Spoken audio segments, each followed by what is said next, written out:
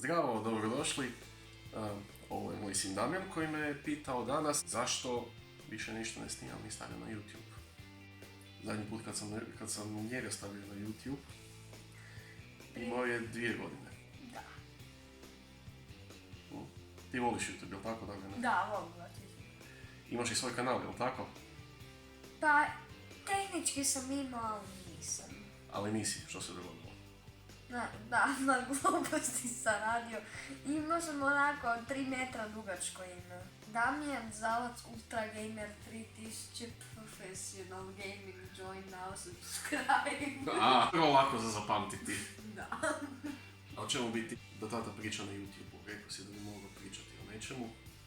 Pa da, mogu bi raditi gaming. Kakav gaming? Onako gameplay igrica. Igrica ili D&D? Igrica. D&D već radimo na Zmaloj garaži. Kako bi ti htio da ja igrice igram na YouTube? Ne znam, Subnautica je prvo popularno. Nije baš moj stil. Elite ili neke druge igre. Imaš ti 200 igrice, kako da ja znam. Imam ja i više od 200. A što bi vi voljeli dati?